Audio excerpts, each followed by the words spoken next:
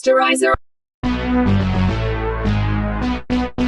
Sanibona igama le-movie yethu yango-2025 i-The Hand That Rocks the Cradle. La siyiqala khona ngomuntu olayitha umentshisi ebumnyameni. Emva kwalokho sibona indlu sivutha umlilo nabantu abahayizayo bekhala. Nengane entombazane eme ngaphandle ibuka ngokusaba. Manje sibona udayisa izindlu i-real estate. Igama lakhe uCaitlin. Wayexoxa nomunye wesifazane igama lakhe uPolly. uPolly wayetshela uCaitlin ukuthi ubejwayele ukusebenza njengomuntu ogada iy'ngane. Nokwathi emva kokuhamba komndeni wakhe wadonsa kanzima kwezeyimali. Eyithi kwaba nzima kakhulu noMaStende mayesenyuse irent. uCaitlin wathembisa uPolly ukuthi uzoxoxisana noMaStende. uPolly wanothisa ukuthi uCaitlin ukhulelwe, wambuza ukuthi usebenza kanjani esimeni esinje. Wahleka uCaitlin wathi uready for ukumanage isimo. Emva kwesikhathi sibona uCaitlin wayekhulelwe eseyemotweni yakhe. Nokwathi esakhuluma nefoni wafikelwa isikhathi sokubeletha. Ngokuhamba kwesikhathi siyambona uCaitlin ehamba nendodakazi yakhe uEmma, nengane yakhe esanda kuzalwa uJosie. Wayebukeka estressekile ngale mpilweni ey'ngane ey'mbili. Nokwathi lapho ehamba ngasemakethe waphinde wahlangana noPolly. Abesifazane baxoxa lapho ngesikhathi uEmma ebhizi ephazamisa uma wakhe ethi ufuna ukuya ekhaya. uPolly wabona isimo sikaCaitlin wamcela ukuthi ngesinye isikhathi angamgadela iy'ngane uma exakwe kakhulu umsebenzi. uCaitlin wakhumbula ukuthi konje uPolly wakwasho ukuthi uke wasebenza njengoneni. Wathatha inamba yakhe wamtshela ukuthi uzokhuluma nomkhwenyana wakhe. Esekhaya uCaitlin wayekhuluma nomkhwenyana wakhe uMiguel. Wavuma uMiguel ethi ukuba khona kanene kungaba icebo elihle kakhulu. uCaitlin wafonela uRosanna, ireference eyayiprovide uPolly. uRosanna wavuma ukuthi uPolly uwumuntu oright ey'nganeni, unomoya omuhle, ukhuthele, uyakwazi nokuyinakekela iy'ngane. Ngakusasa wafika ngempela uPolly sezoqala umsebenzi wakhe omusha ngesikhathi uCaitlin esemnyalela ukuthi uzokwenzani. uCaitlin watshela uPolly ukuthi angamniki uJosie ubisi oluyifomula ngoba linoshukela omningi. uPolly waqala ukusebenza ngesikhathi sembona esedlala nengane uJosie. uCaitlin ese-upstairs ephuza i-treatment yakhe ye-antidepressant, okuyinto ephathelene nokustresseka komqondo. Ntambama uPolly ngesikhathi esevalelisela ukuhamba, ifamily yamtshela ukuthi akalinde ukudla ahambe esedlile. Nokwathi lapho uCaitlin nengane yakhe uEmma sebexabana, uPolly watshela uCaitlin ukuthi akavele ayishiye kanje indodakazi yakhe. uCaitlin waxoxela uPolly ukuthi kunzima kanjani ukuthi akhulise uEmma. Ngokuhamba kwensuku uCaitlin wacela umkhwenyana wakhe uMiguel ukuthi ahambise ingane yabo uEmma kwi-basketball game ngoba yena uzoba busy nga-something. Ubaba wakhona wakhala ngokuthi kune-meeting ebalulekile, embuza akacela ingane uPolly. Ngokuhamba kosuku siyambona uPolly noEmma noJosie behlele epaki emva kwe-basketball game. uPolly wasurprise uEmma ngamakhekhe, ama-cupcake, emtshela ukuthi angatsheli muntu. Wavuma uEmma ukuthi ngeke atshele muntu, ejabulela ukudla ama-cupcake ngesikhathi uPolly esefunza nengane encane uJosie ama-cupcake. Ebona lokhu uEmma waphatheka kabi. uPolly wathi angaphatheki kabi uEmma, ama-cupcakes awu-best lawo. Ethi wayefundise uma wakhe ukwenza kodwa uma wakhe wahamba uPolly esamncane. Ethi uPolly kodwa emva kwalokho ngaphila kanzima kodwa ngisho ukuthi utshela abantu lento engitshela yona. uPolly wafundisa uEmma nezinye izinto ayeseyikopele wayethanda uEmma. Ntambama uCaitlin wayepheka ekhishini. Nokwathi lapho esabuka into ayikhonjiswa umkhwenyana wakhe ngewindi, wafika uPolly wathela something ekudleni emva kwabo bengaboni. Ngalobo busuku umndeni wavakashelwa indoda esebenza noCaitlin. uStuart efike nentombi yakhe uBethany bezodla idini. noPolly wayekhona lapho etafuleni ebatshela ukuthi usefisa nokuhamba kule ndawo yase-LA. Lokhu kungamphathanga kahle uCaitlin. Ngakusasa ekuseni umndeni wonke wawuguliswa yi-food poisoning ngesikhathi bephuthuma esibhedlela. Isimo sikaJosie ngoba wayesemncane sasiwesi, ingakho a-admithwa kwi-ER. uCaitlin wayezigxeka yena ngayo yonke into. uPolly watshela uCaitlin ukuthi angazigxeki, wonke umuntu uyawenza amaphutha futhi ngeke bakuvimbe lokho. uCaitlin watshela uPolly ukuthi ufise ngathi asengangahamba, semthatha njengosisi wakhe. Wathi uPolly isimo simphoqayo. Ngakusasa umndeni wabuya wonke esibhedlela ngesikhathi uCaitlin ebuza kumkhwenyana wakhe uMiguel ukuthi kunganjani uma bengahlala noPolly. uMiguel wabuza ukuthi ingane yabo uEmma mayisenza lezi zinto ayezenza ngesikhathi kusekhona unene wakudala. uCaitlin watshela umkhwenyana wakhe ukuthi uEmma use-right manje, ngeke asayenza leyo nto. uPolly wayekade evalelisile ethe useyahamba. Wayepake ngemoto emgwaqweni ebusuku ngaphandle komuze ubuka. Ngakusasa uPolly wagcina efikile ney'mpahla zakhe sezohlala la ekhaya full time ngesikhathi uCaitlin emnikeza indle i-guest room eyayinayo yonke into ayizoyisebenzisa. Emva kwalokho umndeni wonke wahamba ngesikhathi kusala uPolly nengane encane uJosie ekhaya. Esesele uPolly wayibheka yonke indlu zulazula. Ngesikhathi ingane uJosie ebekwe phansi ekhala kakhulu kodwa uPolly engamthathi. Ngakusasa uCaitlin emgqomeni kaDodi wafica ikhontena yobisi lengane oluyifomula, wacasuka kakhulu. Waphazamisa uEmma noPolly bedlala ngenkathi embuza ngalo lubisi oluyifomula. uPolly wavuma ukuthi ubelifida ingane uJosie lolo bisi ngoba ubeba nenkinga ekuphuzeni ubisi lebele. uCaitlin wabuza kuPolly ukuthi wayengamtshelanga ukuthi ingane ingakudli lokhu ngoba kunoshukela omningi. uPolly waxolisa wathi akasakhumbuli. Ngesikhathi eseya ngokucasuka kakhulu uCaitlin, ingane uEmma yathi kungawayicela ngabe baphazamisi bedlala. Ngakusasa ebusuku uCaitlin ebuye esejimini wafica umkhwenyana wakhe uMiguel ehleli ngaphandle noPaul bothi umlilo nenye intombazana angayazi. uPaul watshela uCaitlin ukuthi le ntombazana umngane wakhe u-Amelia. Noma uCaitlin wayezizwa ngasakhululekile ngalesi simo wathula kangasho lutho. Kaloku ubusuku uCaitlin eqwashile wagcina evukile wahamba esethi uye erumini kaPaul. Wethuka mayebona ngewindi uPaul no-Amelia benza ucansi. Wasuka lapho wahamba eseshesha uCaitlin. Ngakusasa uCaitlin wazizwa depressed kakhulu engakwazi nokufocus waphuza amaphilisi akhe for ukuzama ukuzizwa kangcono. Nokwathi later mayeseqoba amaveji epheka wafonela udokotela wakhe emtshela ukuthi i-medication yakhe ayisamenzi manje azizwe ngcono. Udokotela wamtshela ukuthi akehlise indlela awaphuza ngayo kanti kuzothi khona lapho uCaitlin avela ayisika isandla. Later umndeni wahlangana etafuleni sekudliwa. uCaitlin ethuswa indlela ingane yakhe u-Emma ebukana ngayo noPaul. u-Emma watshela abazali bakhe ukuthi ku-TV kujwayele ukubonakala umuntu wesifazane nowesilisa beshada bese beyakhisana wathi yena mayesekhulile uzoshada nomuntu wesifazane. uCaitlin wayethukile wabuza kuPaul ukuthi uyena notshela ingane lento. Waphika uPaul wathi kodwa u-Emma ubebuza mayelana ney'nhlobo zamakhaphula abantu abathandanayo. Ayithi mina ngimchazele lokho nje uMiguel kwakungathi uya-understand kodwa uCaitlin yena yayisimcasula lento kwakukhulunywa ngayo. u-Emma wathetha etshela uma wakhe ukuthi ngiyakuzonda wasuka wahamba. uCaitlin watshela uMiguel ukuthi u-Emma una-10 years kuphela kodwa akasayiphathisa okwengane. Ethi yonke lento imkhuba kaPaul ngoba uPaul uhlala no-Emma bey'valele ndawonye ingathi bayalingana ungazi ukuthi bakhuluma ngani. uMiguel wathi kuCaitlin akehlise umoya ethi kungenzeka ukuthi into emphethe kabi ubona indlela u-Emma asondelene kakhulu ngayo nonini ukudlula yena uma wakhe. Waxolisa uCaitlin watshela uMiguel ukuthi kungenzeka ukuthi uthathele izinto phezulu. Waqabula umkhwenyana wakhe wambamba njengoba kade ebona kwenza uPaul ku-Amelia. uPaul sembona ekhipha amaphilisi kaCaitlin kwi-container efake amanye esingawazi ukuze awani. Kwahamba iy'nsuku ngoba sibona sekuwu-New Year ngesikhathi siwubona umndeni ubukela ukuqhuma kwama-cricket. Nokwathi later sibona uCaitlin noPaul besekhishini lapha bethuswa ukusikrima ka-Emma. uCaitlin wathola ukuthi u-Emma uqhumisele ucricket endlini. uCaitlin wayecasukile buza ku-Emma ukuthi unike ubani ucricket esithola ukuthi wayinikwe uPaul ngesikhathi uPaul etshela uCaitlin ukuthi uyaxolisa ethi ubengazi ukuthi u-Emma uzoqhumisela ngaphakathi endlini. Wathetha uCaitlin etshela uPaul ukuthi unamanga wenze ngamasibomu waxosha uPaul wathi akahambe. Kwehluleka noma u-Emma esencenga uma wakhe encengela uPaul ethi akulona iphutha likaPaul. Sisebelela uCaitlin bekhuluma ngoPaul. uMiguel watshela uCaitlin ukuthi uthathele izinto phezulu ngokuxosha uPaul ngoba lento bekuyimistake futhi yengane yabo u-Emma. uMiguel wagxeka uCaitlin emtshela ukuthi uyena odinga usizo ukuthathela izinto phezulu ngale sifo se-depression esimphathayo. ethi uMiguel mina ngeke ngikwazi ukukusiza uma ungavumi ukumukela amaphutha akho. uCaitlin waqala lapho wayesola ethi umkhwenyana wakhe u-right ebuza kumkhwenyana wakhe ukuthi akazi ukuthi uPaul uhambe washonaphi. Kwenye indawo sibona uPaul kwelinye ihhotela elishibhile ecasukile egqimuza ngekhanda. uCaitlin wafika lapho ezoxolisa kuPaul emtshela ukuthi uthathele izinto phezulu. Buningi ubunzima adlule kubona uPaul akangamphendula wamhaga.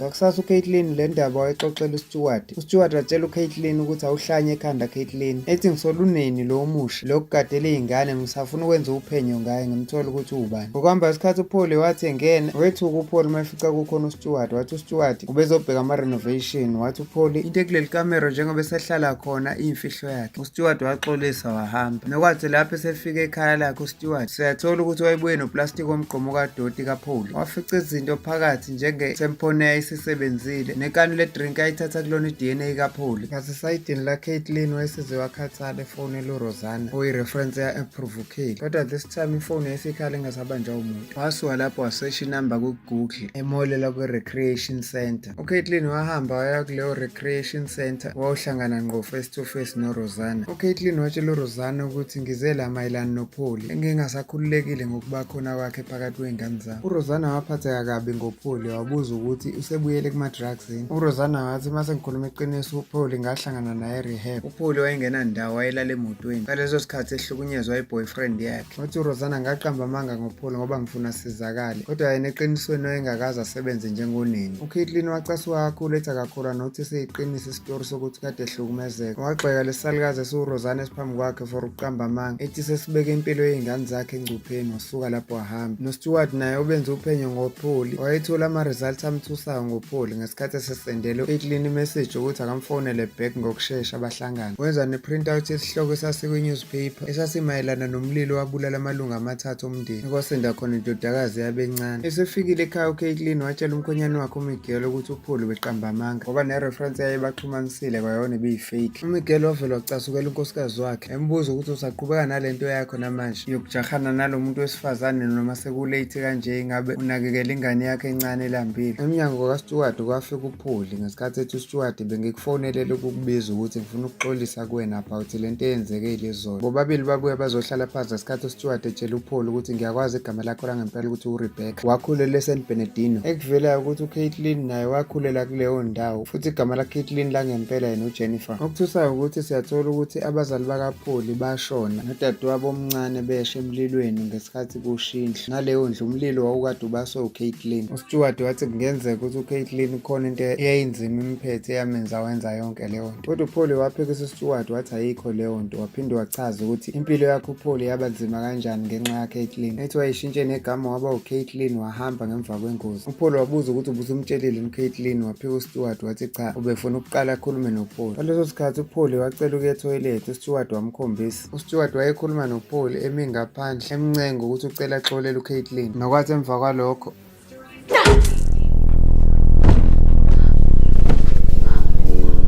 waqeda ukumshaya ngenduku uPaul wakholektha yonke i-evidence. Kanti uStuart uzovuka akhiphe ifoni esefonela amaphoyisa 911. Ngebhadi uPaul wakubona lokho, wamqedela esemxhafaza ngenduku ye-baseball waze washona esaqhubeka emshaya noma esefile. uCaitlin wavuswa i-phone call ebusuku efonela umngane wakhe uBethany ethi uStuart ungenelwe izigebengu endlini zamshaya, kumanje usesibhedlela. Wavuka lapho uCaitlin wadrive seqonde esibhedlela. Wathi uma efika esibhedlela uCaitlin wafica elinye iphoyisa walichazela ukuthi uStuart uzoshona nje, ubekade enza uphenyo ngomunye unene osolisa okungenzeka ukuthi uyena oresponsible. Iphoyisa latshela uCaitlin ukuthi lona aliyena udetective ophethe kuleli cala. Esibhedlela uCaitlin waze wabuya ekuseni, wathi uyafika ufica ifamily yakhe ihleli ndawonye idla breakfast kukhona noPaul. Wacasuka uCaitlin wathi thetha kakhulu, wathi phuma uhambe emzini wami. Wahamba ekamereni likaPaul umpakishele impahla zakhe. uMiguel wazama ukumisa unkosikazi wakhe. uCaitlin wacikwa nawukubona uPaul ehage ingane yakhe uEmma. Waqonda ngqo uCaitlin ewushaya uPaul, babhuduzelisana kwashayeka ingane uEmma yaphuma igazi ngamakhala. uPaul noMiguel baphuthuma ukuyosiza ingane uEmma ngesikhathi uCaitlin ehlala phansi evele ekhala. Ngakusasa sibona uCaitlin wayekade elele ehhotela ekhuluma nommeli wakhe, waxwayisa uCaitlin ukuthi lento ingamfaka enkingeni agcine engasavumelekile nokuba seduze kwey'ngane zakhe. Sabona ukuthi kwase kuphele 1 week noStuart uswashona, noPaul wayesewuyena uneni wayegade iy'ngane kaCaitlin. Okwathi lapho esephuza amaphilisi akhe uCaitlin wanothisa ukuthi amaphilisi akhe asebhalwe unumber 34. Wathatha ifoni wagooglisha wathola ukuthi leli philisi iyi-drug elibizwa nge-methamphetamine elijwayele ukusetshenziswa njenge-stimulant se-ADHD.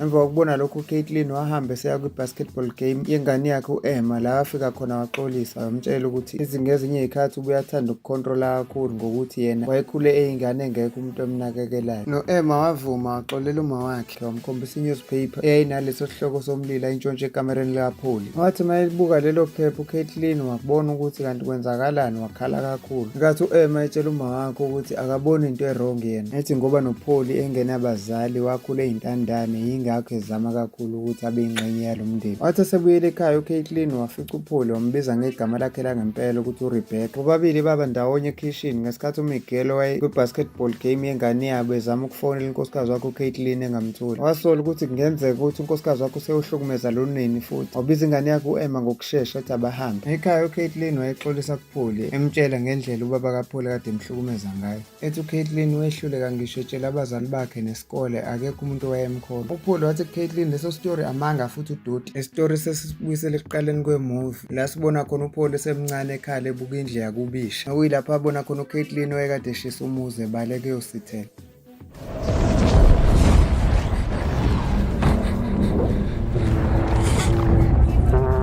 uPaul wayegxeka uCaitlin ngokumosha impilo yakhe nokumncisha ithuba lokuthi akhule ingane ejabulile njengezinye iy'ngane. Kodwa uCaitlin wathi Paul uyalazi iqiniso ngobaba wakho ngoba nawe sewakwakuhlukumeza. Ethi uCaitlin lokho ngangikutshelwa uyena ubaba wakho, ethi omabili la mantombazane ayafana ngathi azalwa umuntu oyedwa. uPaul wezwa lokho wakhala ngesikhathi ecasuke eyogwaza uCaitlin ngeglasi esiswini. Wathi uPaul ngifisa sengathi ungayosha esihogweni, mina ngapha ngizobe ngiqhubeka ngilala nendoda yakho uMiguel, ngikhulise ney'ngane zakho uEmma noJosie. Wabuya wamsakaza isandla ngepani, kodwa kunalokho uCaitlin akaphelanga amandla ngoba wakwazi ukuzilwela esebenzisa wonke amandla akhe. Baqhubeka nokulwa bebhuduzelisana. uCaitlin wazowuphahlazela uPaul ngekhanda kwenye iglasi waquleka uPaul. uCaitlin wathatha ingane yakhe encane uJosie waphuma endlini, noPaul wayesele wavuka waphaphama equlekeni. uCaitlin esesemotweni noJosie ethi uyadrive kwafika uEmma wagibela phezu kwebhonethi yemoto waphahlaza i-windscreen ngesando. uMiguel noEmma befika bethuka bebona lokho.